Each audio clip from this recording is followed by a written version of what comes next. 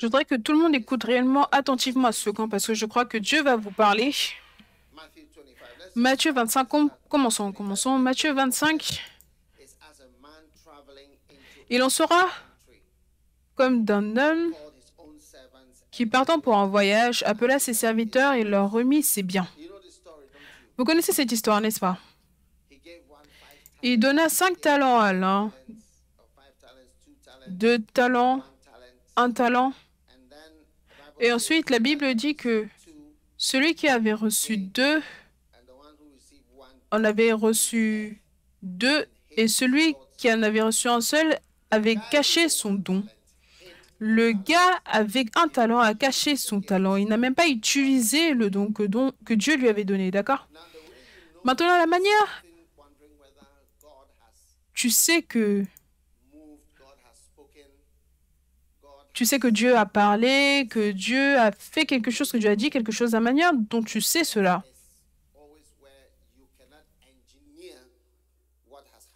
c'est à chaque fois que tu ne peux pas vraiment voir comment ça s'est produit, parce qu'en fait, c'était hors de ton contrôle, ce n'était plus entre tes mains.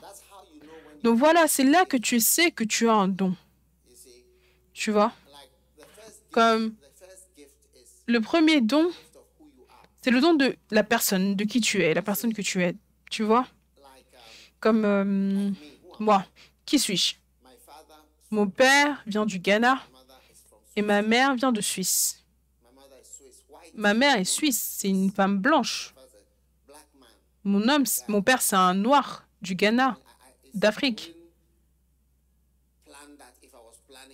Si je devais même planifier ma naissance, je n'aurais même pas planifié ça. Vous comprenez? Oui. Donc, j'essaye de vous expliquer la manière dont tu sais les choses que Dieu a faites. C'est par les choses que tu ne peux pas organiser et qui arrivent et qui sont organisées autour de ta vie. Et c'est ça qui t'aide à savoir que ça, waouh, Dieu fait quelque chose que moi, je n'ai pas manœuvré. Et je dis, le premier don que tu connais, c'est le don de qui tu es, comme l'accent que j'ai. D'accord? C'est un accent unique.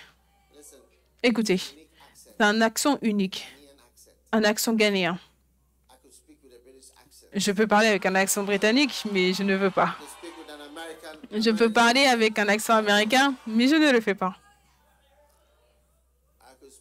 Je peux parler avec un accent nigérien, mais je ne le fais pas. Je peux parler avec un accent libérien, mais je ne le fais pas. Toutes ces choses avec l'accent français, mais je ne le fais pas. Donc, l'accent avec lequel je parle, c'est l'accent que j'ai. Je n'essaye pas de le changer. Je n'essaye pas de le changer parce que je sens que ma bouche va me faire mal après un moment. Donc, je me sens mal pour les gens qui essayent tout le temps de changer leur accent. Ils essayent d'avoir l'air d'être quelqu'un d'autre. Certaines personnes ont 2 accents. L'accent dans la maison, l'accent au téléphone, dans la ville, et même l'accent au travail. Donc, je ne peux rien faire par rapport à ça. Et chacune de ces choses, d'accord,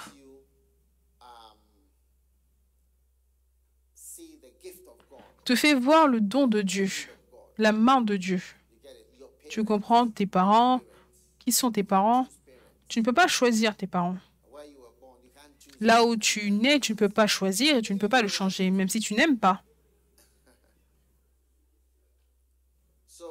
Donc, toutes ces choses, c'est pour mépriser. Et si tu méprises toutes ces choses et tu ne reconnais pas que Dieu te donne en fait quelque chose, est-ce que tu vois? Alors, tu vas commencer à jouer avec des choses surnaturelles. Oui. Parce que Dieu ne commet pas d'erreur. Et tu es créé de manière magnifique et merveilleuse. C'est pour cela qu'il y a quelqu'un qui aime tout le monde. Tout le monde a quelqu'un qui l'aime. qui est aussi quelque chose de merveilleux. Et si tu blagues avec cela, tu peux avoir de problèmes sérieux parce que ce n'est pas facile d'être aimé. Ce n'est pas facile d'être aimé. Ça, c'est aussi quelque chose de surnaturel, que quelqu'un t'aime. Oh oui. Que quelqu'un t'aime de la manière dont tu es. Et tu sais que tu es bizarre.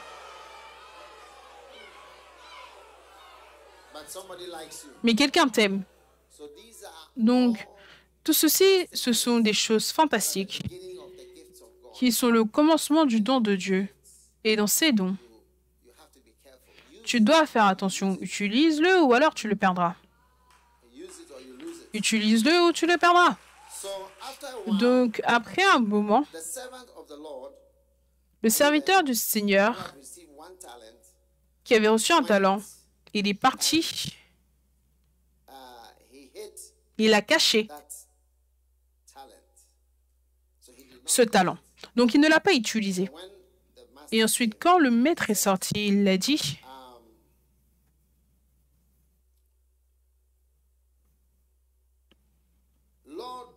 Seigneur, je sais, je te connais. Tu ne connais absolument rien. Tu ne connais absolument rien. Je veux commencer. Tu ne connais absolument rien. Tu ne connais absolument rien. Oh oui. Et ça, c'est une déclaration très sérieuse. Seigneur, je te connais. Maître, je te connais. Ça, c'est une déclaration malheureuse, faite par un insensé. Et la folie de la personne est révélée à sa fin, parce que la sagesse est justifiée par ses enfants. Le fait que tu es un insensé, cela est prouvé à la fin de la vie de ce gars. Il est jeté dans les ténèbres du dehors. C'est l'une des personnes dans la Bible qui grinçait des dents. C'est l'une des 7 personnes où on dit qu'il y avait des pleurs et des grincements de dents. Et ça, c'est l'une de ces personnes. Donc, sa fin montre que c'était un insensé. Et sa fin montre qu'il ne savait rien. Et même ce qu'il pensait savoir, il ne connaissait absolument rien. Jean chapitre 8. Allez en Jean chapitre 8. Le verset 18. Jean 8 et le verset 18. Qu'est-ce qu'il dit? Il dit, je rends témoignage de moi-même. Et le Père qui m'a envoyé rend témoignage de moi. Est-ce que vous êtes là? Ensuite, le verset 19 dit, ils lui dirent donc, où est ton Père? Jésus répondit, vous ne me connaissez pas. Vous ne me connaissez pas. Ni moi, ni mon Père. Cet autre gars, il disait, je te connais. Tu ne me connais pas. Tu ne me connais pas. Tu ne connais rien. Tu ne me connais pas. Tu ne connais pas mon Père. Si tu m'avais connu, tu aurais connu mon Père aussi. Il y a une grande désillusion, une grande illusion par rapport aux gens qui pensent qu'ils connaissent. Je le connais, je te connais, toi. Oh oui. Et ça, la fin de telle personne, c'est cette histoire. Où est-ce que cela conduit? Les gens qui pensent qu'ils savent. Il y a des gens ici en Amérique, je viens pour avoir un camp, ils ne veulent même pas s'embêter pour venir. Ils ne vont même pas faire l'effort pour venir. Ils vont dire, ah, je sais, je le connais, je sais ce qu'il va dire, je sais ce qu'ils vont dire au camp. Tu ne connais absolument rien, tu ne connais absolument rien. Tu ne connais absolument rien. Et c'est pour ça que Jésus a dit, tu ne me connais pas, tu ne me connais pas, tu ne connais pas mon Père non plus.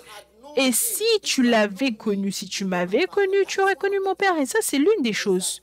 C'est que plus tu connais les serviteurs de Dieu, plus tu connais le Père du serviteur.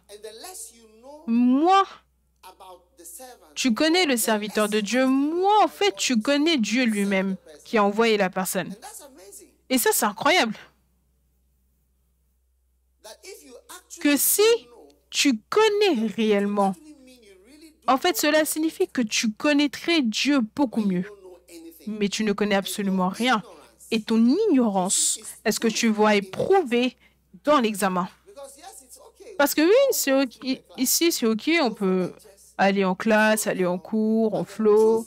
Mais la vérité et le fait est que tu as échoué à la fin. Donc cela signifie que tu ne connaissais rien du tout. C'est pour cela que tu as échoué tes examens. Oh oui.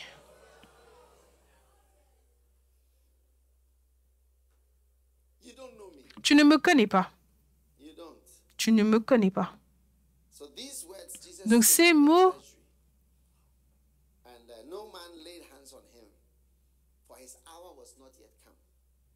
enseignés dans le temple au lieu où était le trésor et personne ne le saisit parce que son heure n'était pas venue. Jésus leur dit encore, je m'en vais et vous me chercherez et vous mourrez dans votre péché. Vous allez mourir dans votre méchanceté. Ça va se terminer dans le désastre parce que vous ne me connaissez pas. Tu vois, ça c'est une pensée pervertie et les pensées, ce sont des esprits. Les pensées, ce sont des esprits. Tu vois, si quelqu'un s'assoit quelque part et planifie de tuer quelqu'un, cela signifie qu'il y a une pensée en lui. Et ça, c'est le meilleur exemple pour nous de savoir qu'un mauvais esprit est dans la personne à cause de la pensée qu'il a. Parce qu'il planifie de tuer quelqu'un, il doit être une méchante personne, quelque chose de mauvais qui œuvre en lui pour qu'il puisse planifier de tuer. Donc cela te montre que les pensées, ce sont des esprits. C'est pour cela que la Bible déclare qu'on renverse les imaginations. Pourquoi est-ce que tu le fais si ce n'est pas quelque chose de maléfique ou de mauvais, ou de malveillant? Donc, il y a certaines pensées perverties, d'idées, qui sont dans les gens, qui sont tellement dangereux. Et l'une de ces pensées dangereuses, c'est que je te connais. Je te connais. Ça, c'était la personne qui était dans ces gens. Et Jésus leur a dit, vous allez mourir dans vos péchés. Vous allez mourir à cause de ça. À cause d'une pensée que je connais quelque chose que je ne connais pas. Ou je connais quelqu'un que je ne connais absolument pas. Tu ne peux jamais connaître quelqu'un grâce à Internet. Tu ne peux jamais connaître quelqu'un grâce à Internet. Tu ne peux jamais connaître quelqu'un parce que quelqu'un dit par rapport à la personne. Tu ne peux jamais connaître quelqu'un en connaissant ce que quelqu'un écrit par rapport à la personne. Comment est-ce que ça peut te parler, te parler de quelqu'un? Une fois, j'étais avec Bénéine et il me disait que certaines fois, quand il lit les choses, il se demande, je veux dire, est-ce qu'il parle de moi? Il ne sait même pas de qui il parle. Tu ne peux pas connaître quelqu'un par ce qui est écrit ou dit ou les gens qui inventent des histoires, des vidéos ou quoi que ce soit. Et dans cette génération, tout le monde regarde sur son écran. Vous savez, aujourd'hui, j'étais à l'aéroport quand on arrivait et ensuite, j'ai dit à la personne assise à côté de moi, je lui ai dit, personne ici ne remarque là où il est. Dans l'endroit d'attente, dans la salle d'attente où on était, personne ne voit parce que je regardais tout autour, 100 personnes. Chaque être humain était sur son écran. Donc, tu ne remarques même pas l'environnement. Tu ne le remarques plus parce que ce que tu connais, c'est l'écran, parce que tu vis par l'écran. C'est pour cela que la pornographie est tellement puissante parce que ce n'est plus en direct. Tu vis dans l'écran. Même quelque chose comme l'écran, le sexe, tu le vis au travers de l'écran. Donc, cela montre à quel point quelque chose a changé. Bien sûr, quelque chose ne va pas. Parce qu'après un moment, tu ne remarques même pas là où tu es. Oh oui. Donc, les mauvaises pensées, d'accord, détruisent les gens. Et l'une des pensées que les gens ne réalisent pas, c'est une forte mauvaise pensée, c'est la pensée de « je te connais ». C'était la première pensée de l'homme qui a perdu le nom de Dieu. Ça, c'était la première mauvaise pensée. C'était le premier signe d'un mauvais esprit. C'est que je connais cette personne. Tu ne connais rien. Oui. Une fois, j'étais en Corée avec Yonggi Cho et je suis allée autour des différents endroits à côté de l'église après le culte. Et à un certain point, ils ont joué une vidéo de son ministère. Et vous savez, la seule pensée qui m'est venue, c'est que cette vidéo, si moi je devais faire une vidéo de mon ministère, qui ne peut pas durer plus de 3 minutes, 4 minutes, ça ne pourra jamais dépeindre qui Yonggi Cho est. Oui. Parce qu'ils ont montré avec brièveté les universités bâties, ils ont brièvement montré si ça, en 2-3 minutes, c'était fini. Et je me suis dit à moi-même, je veux dire, et bien sûr, parce que je connais plus en étant allé et je connaissais un peu plus par rapport à l'église et le ministère, je pouvais voir que tous les gens ici n'ont aucune idée de qui était Yonggi Cho et de à quel point il était grand.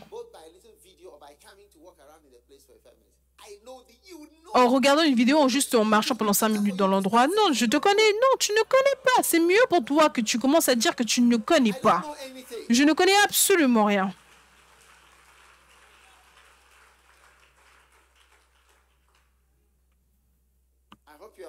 J'espère que vous êtes avec moi. Parce que vous pouvez penser, je connais. Tu ne connais pas. Tu ne connais pas. Tu ne connais pas. Et ça, c'est la première puissance malveillante. Et tu vois l'effet, c'est que je te connais. C'est la raison pour laquelle les gens ne prennent pas le temps pour écouter les messages, pour simplement écouter les corps et écouter la chose en entier. C'est à cause de je te connais. Je sais ce que tu vas dire. C'est à cause de ça que les gens ne lisent pas les livres. En fait, lis-le simplement et lis-le encore et encore et encore et encore. C'est à cause de ça.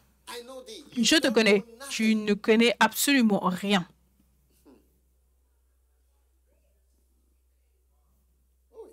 Oh oui.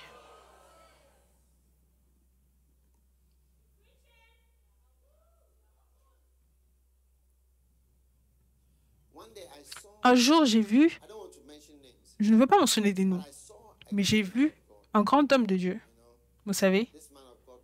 Et cet homme de Dieu, il avait à peu près 80 ans. Il avait entre 70 et 80 ans, je pense.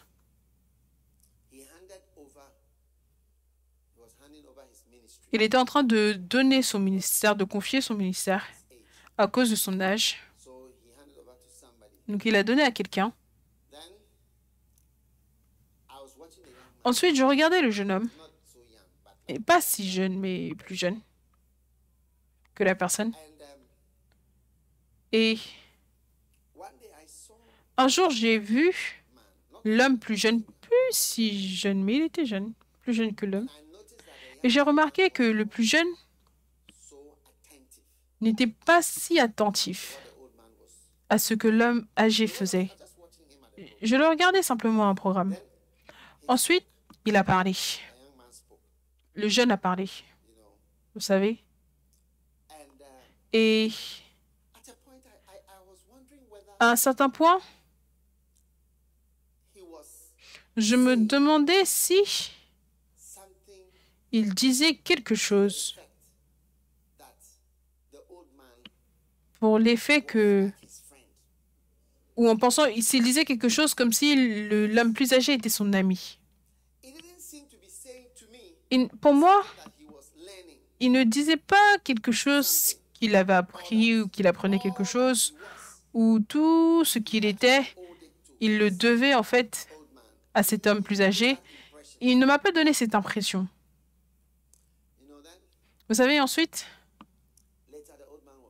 plus tard, l'homme plus âgé était parti et j'ai vu l'homme plus jeune. Le type de problème dans lequel il est entré. Vous savez, plus tard, je me disais à moi-même, Tu peux te tenir sur l'estrade et dire les mêmes mots que l'autre personne dit, écrire, lire les mêmes livres. Mais un homme de 70 ans qui dit certains mots, c'est différent d'un homme de 70 ans qui dit les mêmes mots. Et l'homme de 30 ans va regarder l'homme plus âgé, et si un mauvais esprit est entré en lui, la personne dira, je le connais. Mais tu ne le connais pas, et c'est pour cela que quand tu te tiens dans ces chaussures et que tu essayes de faire quelque chose, tu ne peux pas durer 5 ou 10 ans. Une fois que ta crise arrive, tu réalises que, est-ce que c'était comme ça pour lui? C'était aussi comme ça pour lui. Parce que la même tempête qui vient dans une maison qui est bâtie sur un rocher, c'est la même tempête qui vient dans la maison qui est mise sur le sable. Écoute, je vais vous dire quelque chose gratuitement. Je vais vous dire quelque chose gratuitement. Vous n'avez même pas besoin de payer pour ça. C'est que si Dieu décide de te oindre, est-ce que tu vois? Sans que tu n'aies certains problèmes et crises et difficultés, moi, personnellement, je vais objecter au Seigneur. Il ne devrait pas te oindre parce que les problèmes que moi j'ai vus, il ne t'a pas laissé toi aussi expérimenter ces problèmes. Mais comment est-ce qu'il peut simplement te donner de l'huile gratuitement comme ça, alors que moi, il ne m'a pas donné cette huile gratuite? Moi aussi, je vais objecter à ça. Oui, moi, je ne l'ai pas eu gratuitement. Je n'ai pas eu de l'huile gratuite. Je n'ai pas eu de la vaseline gratuite. Je n'ai pas eu de l'onction gratuite. Ça n'a pas été facile pour moi. Pourquoi est-ce que ça devrait être facile pour toi? Tu vas simplement te lever et soudainement, tu es en train de faire quoi que ce soit. Moi, personnellement, je vais objecter. Le prix de l'onction est le même. Pourquoi est-ce que le prix, pour moi, il doit être comme ça? Quand toi, tu étais en train... Pourquoi est-ce que quand toi, tu sautes, ça doit être juste 2 mètres et moi, je dois sauter 6 mètres? Toi, tu sautes juste un tout petit peu et ils vont te donner le titre de champion du monde. Et moi, je dois sauter plus de 6 mètres. Je m'entraîne et je ne suis jamais capable de le faire. Donc, je vous dis simplement que beaucoup de jeunes personnes ne réalisent pas, en fait, ils ne savent pas, même si tu te tiens là et tu lis les mêmes choses, quand ta crise arrivera, tu comprendras pourquoi est-ce que la Bible déclare que tu vas te tenir, tu vas te lever devant les cheveux blancs et tu vas les reconnaître. Juste le fait qu'ils soient toujours là après 70 ou 80 ans.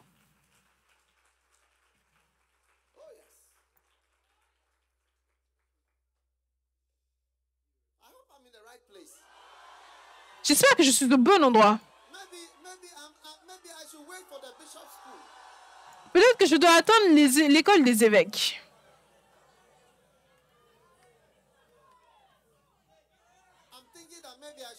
Je pense que peut-être que je dois attendre après 2 jours.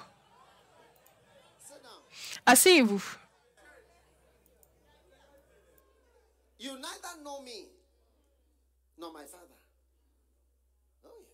Tu ne me connais ni moi, ni mon père. Tu ne me connais pas, tu ne connais pas mon père. C'est ce que Jésus a dit. Vous ne me connaissez pas, vous. Tu penses que tu connais, mais tu ne connais absolument rien du tout.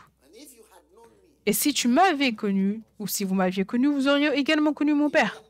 Donc, cela signifie que si vous saviez réellement, vous auriez été très proche de Dieu. Asseyez-vous, parce que vous bloquez la vue des autres.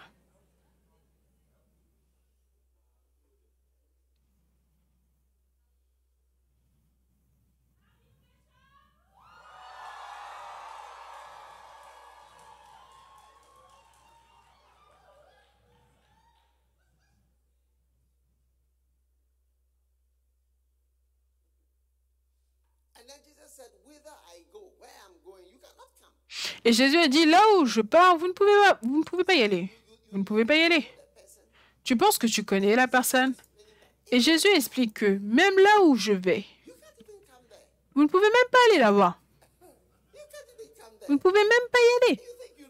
Tu penses que tu me connais, tu ne sais même pas comment je marche. Est-ce que tu sais comment je peux manœuvrer?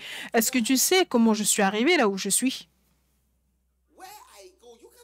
Là où je vais, tu ne peux pas y aller. Tu ne peux pas y aller. Tu ne peux même pas partir là où je vais. Et tu t'assois en disant, je te connais, je te connais.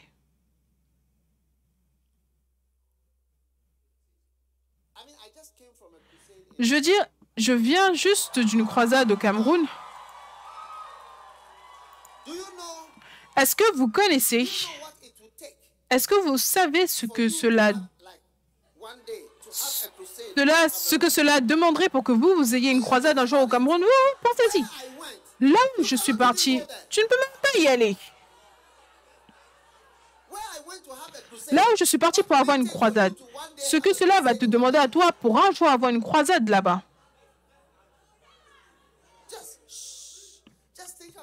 Juste pense-y, pour que tu deviennes un évangéliste. Là où je suis allé, dans un endroit où je suis un évangéliste, je vais dans le pays des gens pour avoir des croisades dans leur pays. Là où je vais, tu ne peux même pas y aller. Je veux dire, pense à ce que cela va te demander d'y aller. Alors que là, tu t'assois et tu dis, je le connais. Tu me connais. Là où je vais, tu ne peux même pas y aller. Alors qu'est-ce que tu connais? Tu ne connais absolument rien.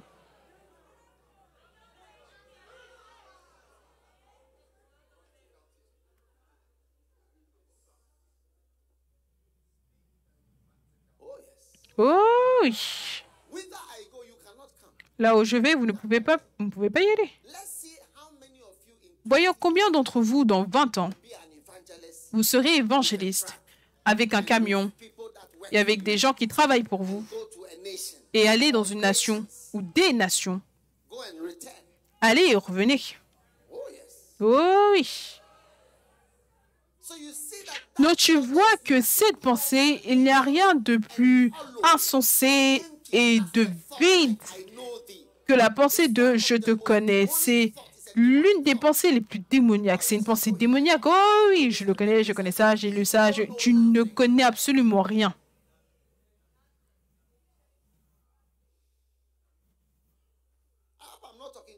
J'espère que je ne me parle pas à moi-même, c'est tout. J'espère simplement que je ne me parle pas à moi-même.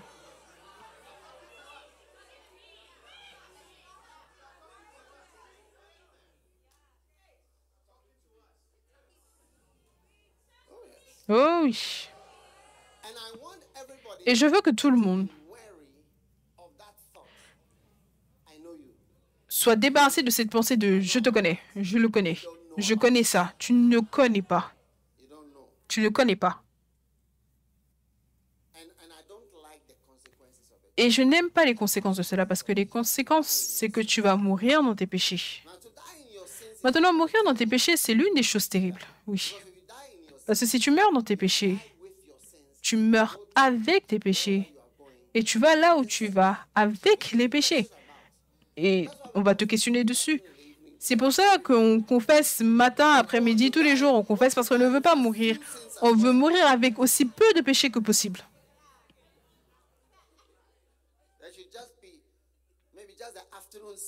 Peut-être, si tu meurs le soir ou si tu meurs le matin, il doit rester que les péchés de l'après-midi. Si tu meurs le soir, il ne doit rester que les péchés de l'après-midi. Assieds-toi. Oh oui. Asseyez-vous, s'il vous plaît.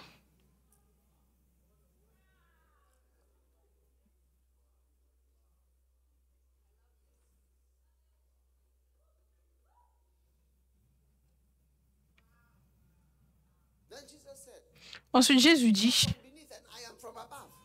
vous venez d'en bas et moi je viens d'en haut. Tu vois, tu ne connais absolument rien.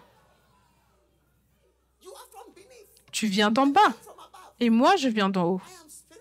Je suis spirituel. J'ai des directions spirituelles. J'ai des communications avec le monde spirituel. Dieu m'a envoyé et vous ne connaissez pas toutes ces choses. Vous venez de la zone d'en bas, locale. Tu es assis là en disant « je le connais », mais tu ne me connais pas. Jésus a dit « tu ne me connais pas, tu viens d'en bas, moi je viens d'en haut ». Je vous montre l'une des présences les plus hautement démoniaques qui peuvent être dans votre vie. Et ça, c'est l'une des grandes choses qui fait de sorte que les gens n'utilisent pas les dons, le surnaturel. D'accord? Amen. Est-ce que vous écoutez? Très bien. Donc,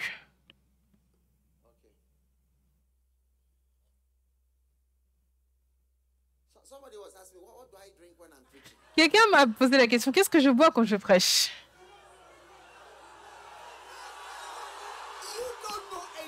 Tu ne connais absolument rien.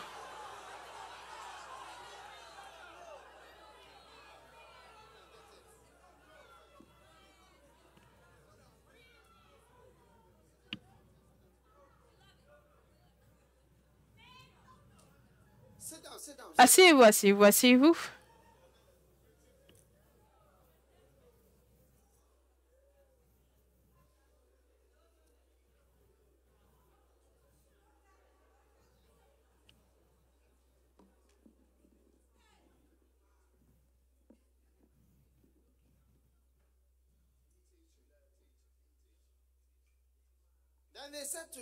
Ensuite, ils lui dirent, qui es-tu? Oh oui. Tu vois, parce que les choses qu'il leur a dites, ils ont réalisé qu'ils ne le connaissaient pas. Alors, ils ont dit, qui es-tu? On veut savoir, qui es-tu? Jésus leur répondit, ce que je vous dis dès le commencement. Donc, dans la version anglaise, ce que je vous ai dit depuis le commencement, c'est ce que je vous dis. Donc, ce que je vous dis depuis le début, vous ne connaissez toujours pas ce que je vous dis depuis le début et vous pensez que vous connaissez quelque chose qu'on vous a même dit, mais vous n'y croyez pas et vous ne savez pas ce qu'on vous a dit dès le début.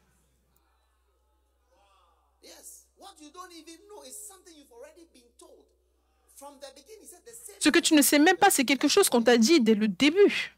La même chose que je vous ai dit dès le début. Voilà qui je suis. Même ce qu'on t'a dit, tu ne sais pas.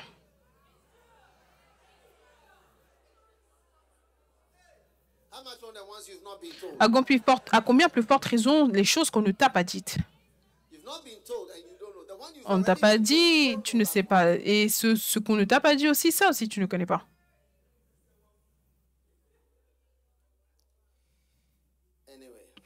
De toute façon, et Jésus a dit, j'ai beaucoup de choses à dire et beaucoup de choses à juger.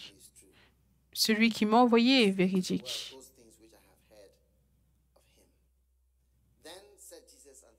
Et ce que j'ai entendu de lui, je le dis au monde. Jésus leur dit donc, quand vous aurez élevé le Fils de l'homme, alors vous connaîtrez ce que je suis. Quand je serai mort, je vous le dis, quand je serai mort, vous me connaîtrez mieux que maintenant. Et ça, en fait, c'est la vie par rapport à... C'est la vérité par rapport à toute personne vivante. C'est que quand quelqu'un est mort et qu'il est parti, c'est là que tu connais même mieux la personne. La mort révèle beaucoup de choses. Donc il a dit, une fois que vous m'aurez élevé, là vous saurez. Quand Jésus était là, peu de personnes l'avaient reconnu pour qui il était. Mais dans la mort, tu réalises tout ce qui est parti. Tu reconnais ce qui n'est plus là. Si jamais tu as eu quelqu'un qui est mort de proche, surtout quelque chose comme un père ou une mère ou quelqu'un, une personne aimée, quand tu expérimentes cela, tu réalises quand la personne est morte et partie, à combien plus forte raison tu connais la personne maintenant que la personne n'est plus là, plutôt que quand la personne était là. Si tu prends quelqu'un comme John Wesley, la manière dont il était grand, qui il était, à quel point il était merveilleux et spécial et inhabituel, il était dans ce monde. C'était connu après sa mort. Quand il était vivant, sa femme venait même l'embarrasser publiquement durant des réunions. Parce que tu pouvais voir qu'elle était un certain type, un certain ordre de femme. Elle était d'un certain ordre de dragon. Il y avait un dragon qui œuvrait au travers d'elle. Elle pouvait venir dans la réunion alors que John Wesley avait des réunions avec ses pasteurs et tirer les choses et les insulter de déchets. Donc, les pasteurs de l'église méthodiste ne l'aimaient pas aussi. Oh oui. Elle ne les aimait pas et eux aussi ne l'aimaient pas. Et bien sûr, une personne, pendant qu'il est vivant et qu'il a de tels problèmes maritaux, quelqu'un peut même dire que Dieu n'est pas avec lui. Mais après coup, que l'église méthodiste ait été formée, c'est là que tu réalises que, waouh, forme une autre église méthodiste et on verra. Forme quelque chose de nouveau et voyons si tu peux même le former, si ton bon mariage ou quoi que ce soit. Et là, tu vois qu'il n'y a qu'un seul John Wesley. Et on prie pour un autre et il n'y a personne qui vient. La France n'a pas eu un John Wesley. Ils ont eu Robespierre, celui qui a emmené la Révolution française au lieu d'un John Wesley. Et lui, il est venu pour tuer des milliers de personnes en France. Et c'est pour cela qu'il n'y a plus de roi ou de reine en France. Parce qu'il a tué la reine, il a tué le roi, il les a tous tués. Et depuis, il n'y a plus de roi. Comme on a la reine et le roi d'Angleterre, ils avaient ça avant en France, Marie-Antoinette et le roi Louis. Tu les tues et tu tues la femme, tu tues le mari, tu tues... Mais l'Angleterre a eu John Wesley au même moment. C'est pour cela que tu vois la différence. Tu vois, c'est quand ils sont partis, comme Jésus a dit. Une fois que vous avez élevé le Fils de Dieu, le Fils de l'homme là, vous saurez. Donc c'est une fois que John Wesley est parti, c'est là qu'on a réellement su qui il était. Vous connaîtrez plus. Nos frères et sœurs, j'espère que vous réalisez, ça c'est juste une diversion de ce que je vous disais, mais c'est simplement pour que vous sachiez que dès que vous dites ces mots, je te connais, je sais que tu es un homme dur, qui sème là où, qui moissonne là où il n'a pas semé, amasse où il n'a pas vanné. Dès que tu dis ça, tu as tort. Oui. Parce que, premièrement, tu connais la dureté de l'homme, mais tu la vois comme quelque chose, ou tu la connais comme étant quelque chose de mauvais, mais pas comme quelque chose de bon. Parce que tu pouvais voir la même chose, tu aurais pu voir la même chose comme étant une bonne chose. Prenons par exemple ton père biologique ou peu importe la personne avec qui tu es resté. La dureté de ton père, tu peux le voir comme une bonne ou une mauvaise chose. Quand il dit non, quand il dit oui, quand il dit non, par rapport à différentes choses, tu peux voir cela comme une mauvaise chose, mais tu peux aussi voir cela comme une bonne chose. Et tu peux regarder la maison de quelqu'un d'autre. Il y a une mère ou qui manque de père et on t'autorise à tout faire. Ou tu peux même voir comment tu vis quand tes parents ne sont pas là et le type de choses que tu peux faire et que tu ne devrais pas faire et qui changent ta personnalité. Parce que tu ne devrais pas les faire, mais l'absence d'un homme dur qui va dire non, c'est ça qui a conduit à un monstre. Oh oui. Donc, tu es un homme dur. Oui. Tu es un homme dur. Et l'absence de cela. Vous savez, une fois, j'ai regardé un documentaire avant le 11 septembre, avant que le 11 septembre n'arrive. Et il y avait certaines personnes qui avaient une conférence en Amérique. Et à un certain point, l'une des personnes disait en Amérique, ouvertement dans un hôtel comme ceci, il disait, il doit y avoir du sang. Il doit y avoir des veuves. Il doit y avoir tristesse, il doit y avoir de la douleur, il doit y avoir des veuves. Il prêchait la mort pour l'Amérique, en Amérique. Mais il n'y avait pas eu de dureté pour dire que tu ne peux pas dire ça ici. Tu vois? Parce que c'était, waouh, c'est leur religion, donc c'est leurs propres idées. Tu peux faire quoi que ce soit. Et ensuite, après le 11 septembre, tu ne peux pas te tenir et dire et promouvoir ce type de choses. Ça ne va pas marcher. Je ne pense pas que ça va marcher aux États-Unis. Les gens vont remarquer et dire non, tu ne peux pas faire ça. Donc la dureté d'une personne, c'est tes yeux qui voient même cela comme étant une mauvaise chose. Oui, que la personne n'autorise pas certaines choses. Est-ce que tu vois? Qui en soi est une bonne chose. Oui. Donc de nouveau, les gens ne savent pas comment est-ce que l'Église est gérée et gouvernée parce que tu connais très peu de choses par rapport à l'Église dans laquelle tu es. Tu es dans l'Église, mais tu connais juste une petite partie de cela. Et c'est pour cela que si tu devais venir à l'école biblique au Ghana ou venir vivre au Ghana pendant un moment, ou même venir à une croisade, ou quoi que ce soit, là, tu découvriras que Je ne connais c'est rien par rapport à l'église dans laquelle dont je fais partie. Oui. Vous savez, il y a un gars qui travaille avec moi à la maison. Donc, un jour, je suis allée en croisade et je l'ai fait venir. Je veux dire, il était choqué. Il ne savait pas, il a dit, je ne connaissais pas toutes ces choses. Je ne savais pas ce qui se passait, l'estrade, les miracles, la prédication, tout. Il était choqué parce que je ne parle pas, il n'y a pas de bruit chez moi, je n'écris pas, il n'y a rien. Il me voit simplement tranquillement marcher dans mon pyjama. Oui. Il était choqué. Mais c'est qui cette personne? Je ne connais pas tout ça. Parce que tu ne connais absolument rien. Tu penses que tu connais, mais tu ne connais pas la personne. Il était choqué. Il était désorienté.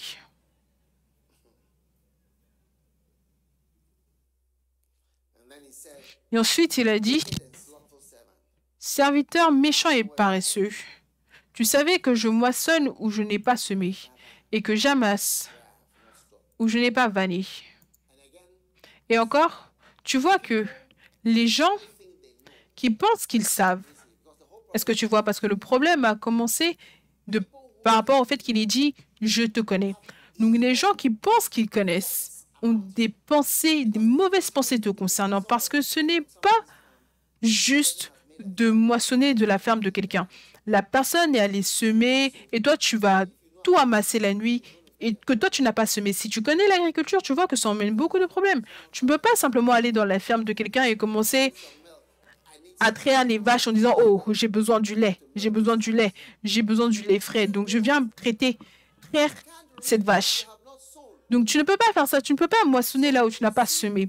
Et donc, tu vois la manière dont il parle de manière subtile. Tu vois, ils essaient de dire que, tu vois, il y a d'autres choses, il y a des choses, tu vois, qu'on ne sait pas, etc. Et c'est ce qu'il dit en disant que je sais que tu moissonnes là où tu n'as pas semé. Donc, tu n'es pas si juste. Tu n'es pas si clair, tu n'es pas si juste, tes choses ne sont pas si parfaites. Moi, je te connais, oui, c'est quelque chose qui arrive tout le temps avec les autres. Tu sèmes là où tu moissonnes là où tu n'as pas semé, tu as ce que tu ne mérites pas, ou tu as de l'argent que tu ne devrais pas avoir. Et Jésus aurait pu demander à l'homme, est-ce qu'il y a quelque chose qui manque? Est-ce qu'il y a de l'argent qui manque quelque part? Tu dis que je moissonne là où je n'ai pas semé. Est-ce qu'il y a un fermier qui est venu se plaindre vers toi en disant que ta ferme a été volée et qu'on l'a moissonnée? Je veux dire, je te demande, est-ce qu'il y a quelque chose qui manque? Est-ce qu'il y a quelque chose de perdu? Quand tu dis que quelqu'un a moissonné quelque chose qu'il n'a pas semé, il doit y avoir un fermier quelque part qui doit être en train de se plaindre que, regarde, ma ferme entière, quelqu'un est venu la moissonner. Mais personne ne s'est plaint que sa ferme a été moissonnée. Mais toi, tu as dans ta tête que la personne prend des choses qui ne lui appartiennent pas. Et il n'y a personne qui sort pour venir dire que quelque chose que j'avais a été pris.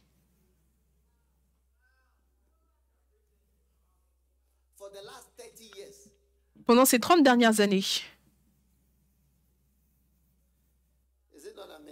n'est-ce pas incroyable? Donc, tu ne connais absolument rien. Est-ce que tu connais quelque chose? Alors, pourquoi est-ce que tu veux être le président? Tu ne sais même pas ce que c'est.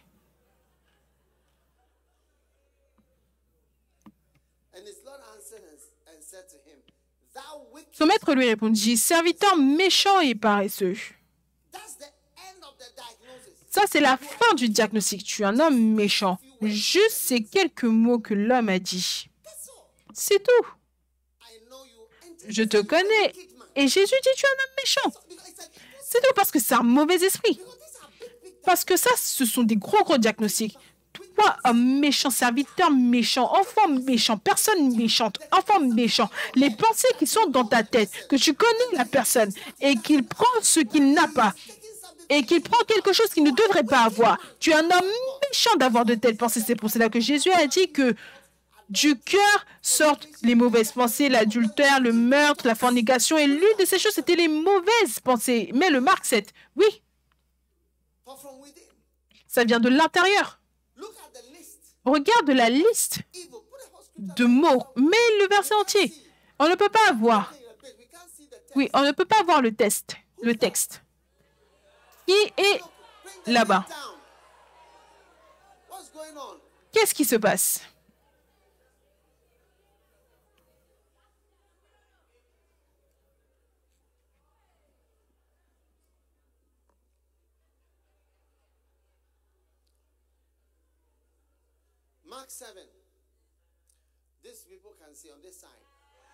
Marc 7, les gens peuvent voir de ce côté. Il dit, car c'est du dedans, c'est du cœur des hommes que sortent. La première chose, c'est les mauvaises pensées.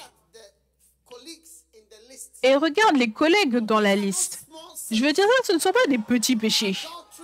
L'adultère, les fornications, meurtre, vol, cupidité. Regardez, pensez, regardez le verset. Concentrez-vous sur ce qu'on apprend avant que vous ne réalisez. Vous connaîtrez encore moins que ce que vous ne connaissez déjà pas.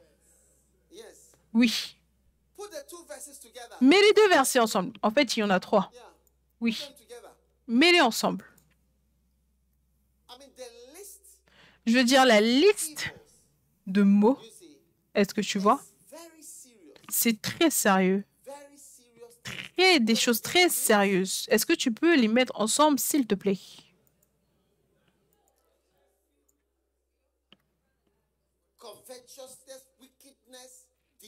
La cupidité, les méchancetés, la fraude, le regard envieux en anglais, le mauvais regard, la calomnie, l'orgueil, la folie.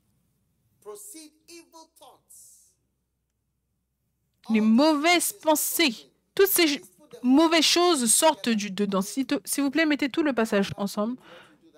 Peu importe ce qui doit être fait pour ça, on a besoin de voir la référence du verset. On ne peut pas voir le verset pour savoir qu'on est en train de lire la Bible. D'accord? Essayez de travailler sur votre présentation.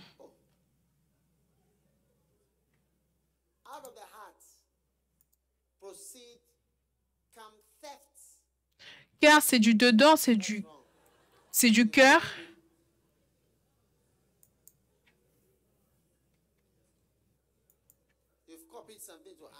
Tu as copié quelque chose.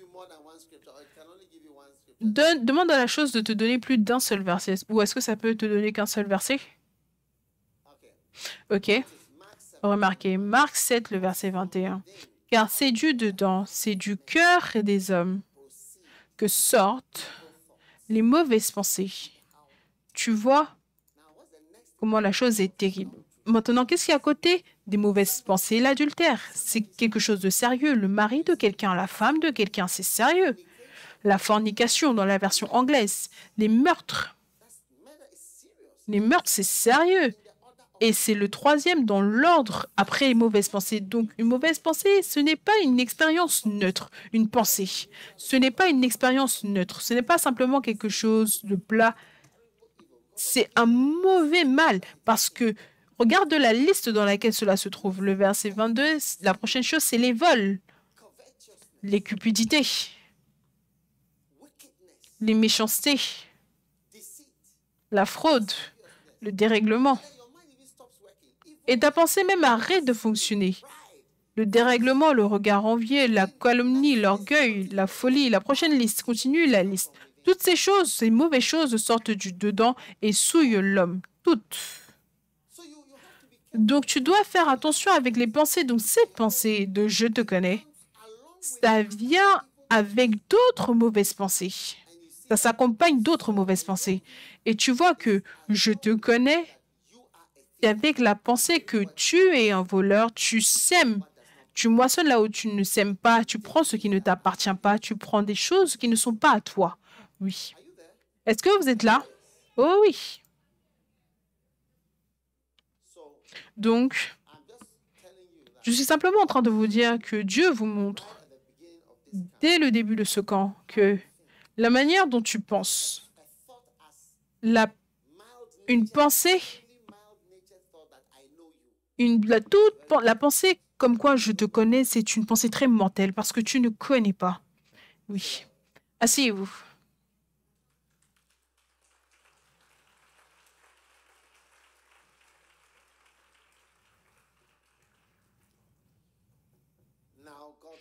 Maintenant, Dieu lui a dit, homme méchant, tu es un homme méchant et tu es paresseux. Maintenant, pourquoi est-ce que Jésus a dit que l'homme était paresseux? Parce que ce sont les personnes paresseuses qui ont des mauvaises pensées.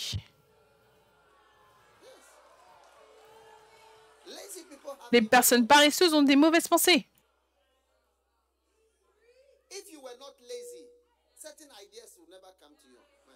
Si tu n'étais pas paresseux, certaines idées ne te viendraient jamais en tête. Moi, je prêche. Qu'est-ce que tu fais? Je prêche. J'enseigne. Je voyage depuis que j'ai 25 ans. Oui.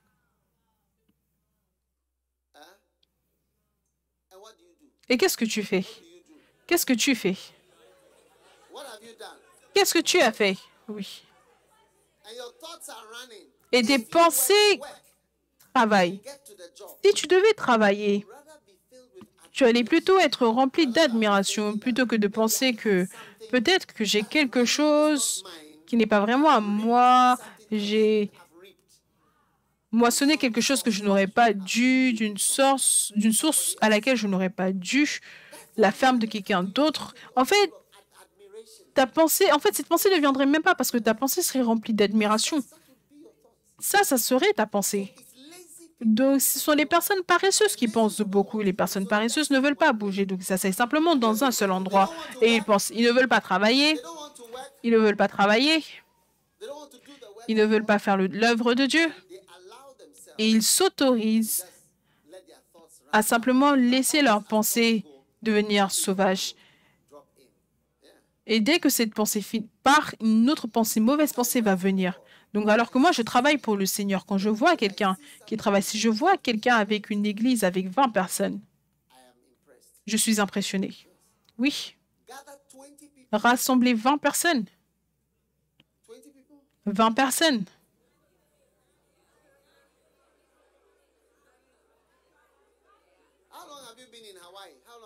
Depuis combien de temps est-ce que tu es à Hawaï? Depuis combien de temps? Depuis combien de temps est-ce que tes pieds ont atterri là-bas? 2 ans et demi. Et tu as combien de personnes? 8 personnes. Oui? Ça fait 2 ans et demi qu'il est sur cette île. Hawaï. Ce n'est pas un petit endroit. Celui qui était là avant s'est enfui. Oui? Je m'attends simplement à entendre le jour où il va dire que lui aussi, il quitte. C'est pour cela que je dis que quand tu travailles pour Dieu et tu vois quelqu'un avec 20 personnes qu'il a été capable de rassembler parce que tu es un ouvrier, tu vas respecter cela, mais parce que tu n'as jamais rien fait. C'est pour cela que tu vas commencer à avoir des pensées, oh, peut-être ça, peut-être ça, peut-être ça, peut-être ça, parce que tu n'as jamais de manière active travaillé. Parce que si tu avais déjà travaillé de manière active comme moi, tu allais respecter. Tu allais respecter le fait d'avoir 20 personnes. Tu allais respecter 10 personnes. Oh oui. Je veux dire, tu te demandes à toi-même, même le 8 qu'ils disent. Certaines fois, quand les gens leur disent c'est 8, c'est le niveau élevé. C'est le niveau élevé qu'ils te disent. C'est le maximum.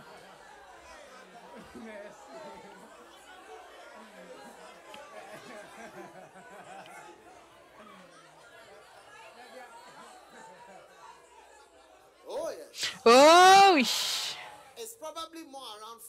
C'est peut-être même plus autour de 4. Et il dit 8. Ça doit être à peu près 4 personnes. Après 2 ans et demi. Oui.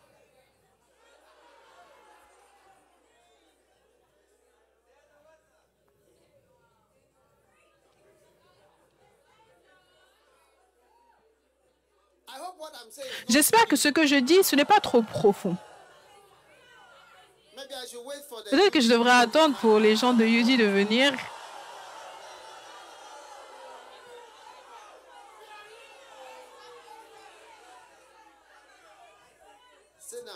Asseyez-vous.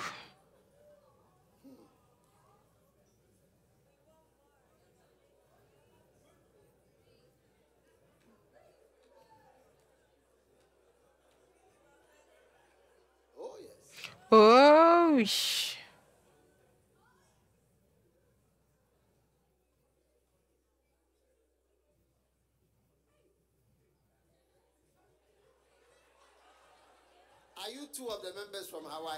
Est-ce que vous êtes les deux membres d'Hawaï?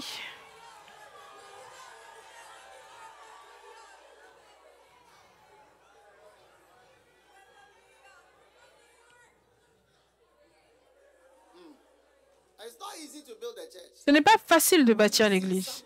Et quand tu vois quelqu'un qui fait quelque chose pour le Seigneur, tu regardes et tu ne seras pas rempli de mauvaises pensées parce que tu travailles toi-même. Je n'ai pas le temps de penser mal à la personne qui n'a que 8 membres. Je suis plutôt en train de penser à comment l'aider pour que ces 8 personnes deviennent plus. Qu'est-ce que je peux faire pour l'aider, pour que les 8 membres deviennent 80 ou 800?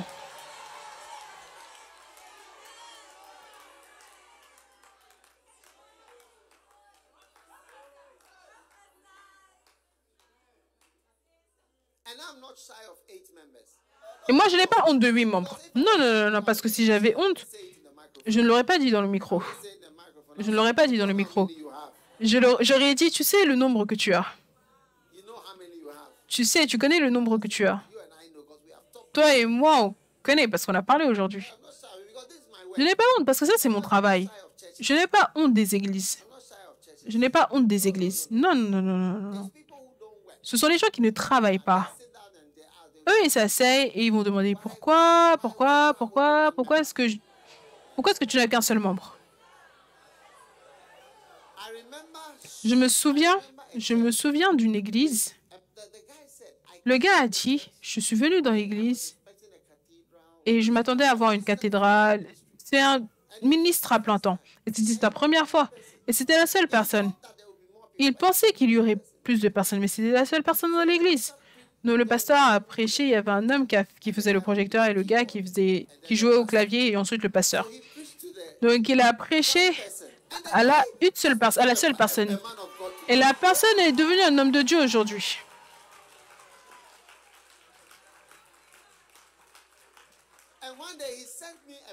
Et un jour, il m'a envoyé une photo de lui avec 1000 personnes. Oui. Donc, je n'ai pas honte de ceux qui travaillent à l'église, parce que c'est aussi mon travail. Mon travail, c'est l'église, oui.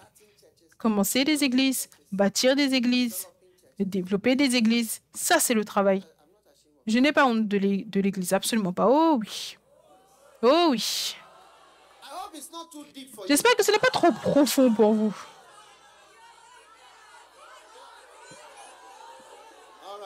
Très bien. Oui.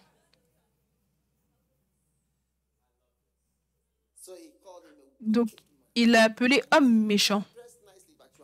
Tu vois, tu peux bien t'habiller, mais tu es méchant. Tu es méchant.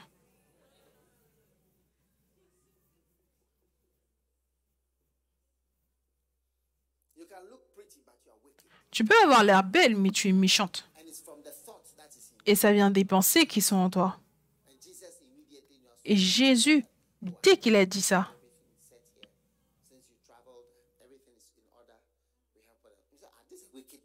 il a dit que il n'y a rien, tu n'as rien à faire ici, depuis que tu as travaillé, tout est resté comme ça. C'est un homme méchant. Si c'était le mariage, ce serait devenu une dispute. Comment est-ce que tu dis que je suis méchant? Qu'est-ce que j'ai fait? Qu'est-ce que j'ai mal fait?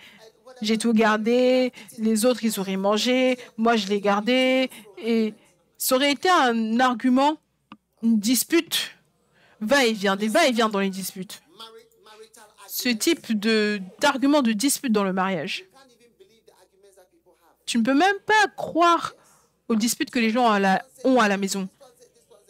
Des va-et-vient, celui-là parle, celui-là parle, celui-là parle, celui-là répond, celui-là parle, celui-là répond. Et Jésus n'avait pas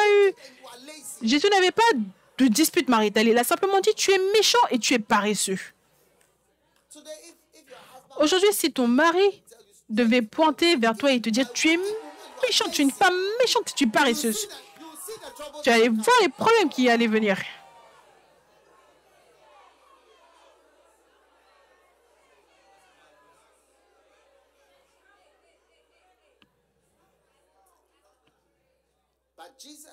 Mais Jésus n'a pas besoin de ton opinion, mon opinion, ce que celui-là pense, ce que celui-là pense. Il va simplement te diagnostiquer rapidement. Tu es une personne méchante et tu es une personne paresseuse. Tu es méchante et tu es paresseux. Tu es une personne méchante et tu es une personne paresseuse. Et certaines personnes sont mariées à des personnes paresseuses et méchantes. Oui. Oh oui. Beaucoup de femmes de pasteurs sont méchantes et paresseuses. Oui. Beaucoup. Elles sont méchantes et paresseuses, mais tu peux ne pas savoir. Parce que ça aussi, c'est mon travail. Je pense que c'est trop propre pour ce groupe. Je vais partager ça avec un autre groupe. Je vais m'arrêter. Écoute. Beaucoup sont méchantes et paresseuses.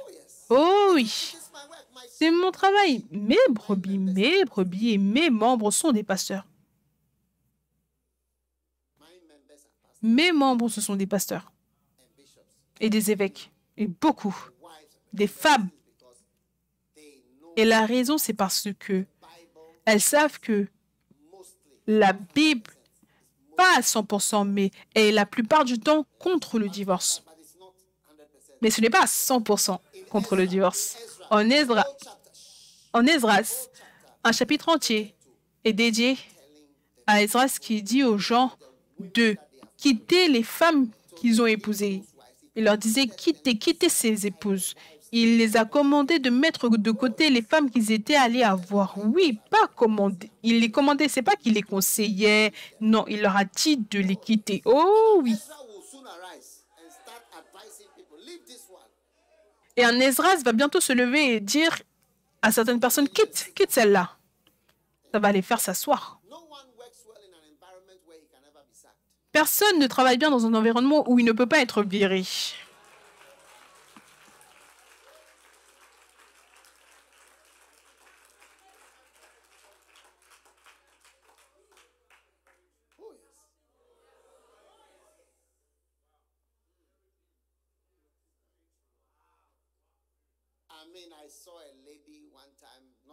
Je veux dire, une fois, il n'y a pas si longtemps, j'ai vu une femme.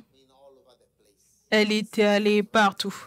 La ville l'a traversée, elle a traversé la ville. Maintenant, un frère est venu et a dit qu'il aimerait l'épouser. Donc, il lui a demandé, est-ce que tu connais le passé? Est-ce que tu connais le passé de... Il a dit, je connais, je l'aime, je vais l'épouser. On a dit, ok, pas de problème. Donc, ils se sont mariés. Maintenant, récemment, ils avaient une bête sérieuse. Et c'était quoi le sujet? C'était par rapport au petit déjeuner. Manger le petit déjeuner. Oh oui. Oh oui. Tu vois, toi, tu vas penser que ce n'est pas possible. Juste comment manger le petit déjeuner?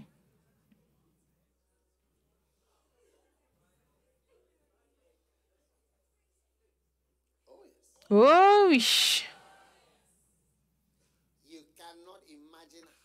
Tu ne peux pas imaginer, numéro 1, comment elles peuvent être méchantes et paresseuses. Et je ne veux pas que les filles de l'Église Premier Amour soient méchantes et paresseuses.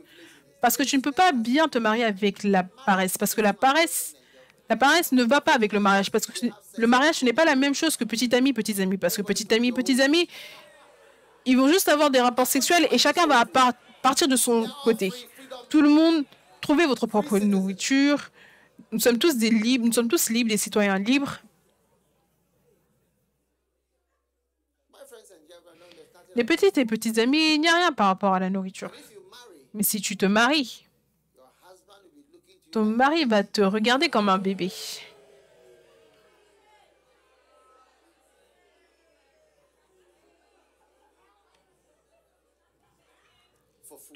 Pour de la nourriture. Est-ce que vous m'écoutez?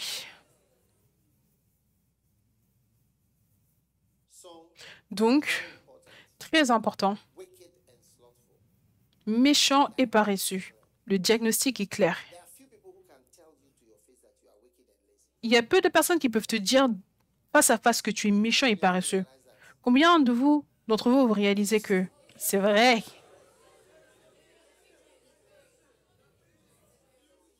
Oui. C'est vrai? Oui.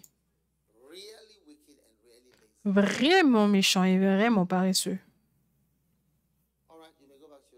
Très bien, vous pouvez retourner vous asseoir. Vous aimez être ici? Retournez vous asseoir.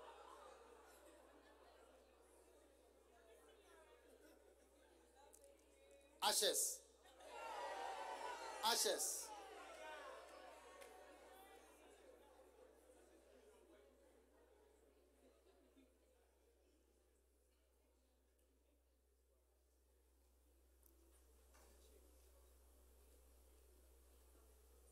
And then suddenly Jesus said, Et ensuite, soudainement, Jésus a dit, you see, he says, you know I am hard, I'm this, all those tu thoughts. sais que je suis Dieu, je suis ça, toutes ces Not just that pensées. conclusion of Nous, those la thoughts. You should have followed conclusion logique de cette not pensée, followed it. tu aurais dû Jesus said, la suivre, mais take tu ne l'as pas therefore the fait. talent from Et donc, Jésus a dit, ôtez-lui donc le talent. the talent. Ôtez-lui He's donc going le to talent. lose what I gave him. Il va perdre ce que je lui ai donné. What I gave him. Ce que je lui ai donné. He's losing it now. Il le perd maintenant. So many of Donc, us don't use beaucoup d'entre nous, what has on been n'utilise pas ce que Dieu nous a donné et on n'utilise pas cela, donc on le perd. And why don't we use it? Et pourquoi est-ce qu'on ne l'utilise pas? À cause de toutes ces sortes de pensées This kind of thinking. et cette manière de penser, de voir les choses. Et c'est pour cela que les gens finissent par perdre Supernatural things. des choses surnaturelles qu'il leur est données. Until the time comes, Jusqu'à ce que le temps ne vienne où it is as though c'est comme into si this world without a gift, tu es venu dans ce monde sans don, without anything supernatural. sans rien de surnaturel. Mais ce n'est pas vrai.